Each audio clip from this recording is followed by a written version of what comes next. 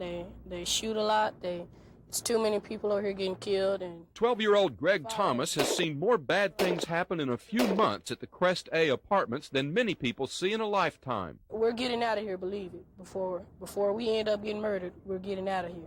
Police records for the last year show dozens of calls to the 200-unit low-income complex in South Dallas, including calls on drug activity, shootouts, and assaults. Witnesses say a lot of it takes place in and around this breezeway. Well, I call it the breezeway from hell. Why? Because it's kind of hellish. There's been a lot of things that have gone on in there, you know. Things like the automatic weapons gunfight 2 weeks ago outside Eunice McCutcheon's apartment in the back of the breezeway. Now, what's that? That's a gunshot on it. I know that's a gunshot. And my three kids were laying in the bed asleep, and my bed was right there. The bullet went over my baby in the head. Angela Jackson lives upstairs with her 3 children. My window got shot in. My kids was up there. I ain't worried about nobody else. My kids. Just 2 days after this conversation, same breezeway, another gunfight. We found shell casings from a .45 caliber semi-automatic, a 9mm semi-automatic, and a .25 caliber semi-automatic. Can't tell right now if anybody was shot besides the woman who was just an innocent bystander in the upstairs apartment. The innocent bystander, Angela Jackson. She was lucky, though. The bullet just grazed her side, and her children were in a back room. I feel like a sitting duck waiting for it to happen again. George Mays owns the company that has the contract to manage the complex. He lives in Arkansas, but visits the property regularly. I don't know if anybody can provide 24-hour protection to anybody. I mean, Dallas, living in Dallas, you ought to understand that. You couldn't protect the president.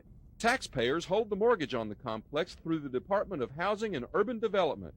HUD officials say the owners have been behind on mortgage payments for a number of years, and they're considering foreclosing on the property.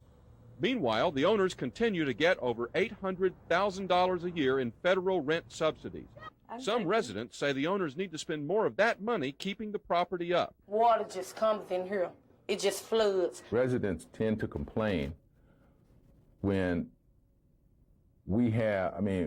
when management says that you're tearing up our apartment, and we would like for you to stop. Mays signed an informal agreement with residents to take care of some of their concerns, like providing hot water in the laundry room.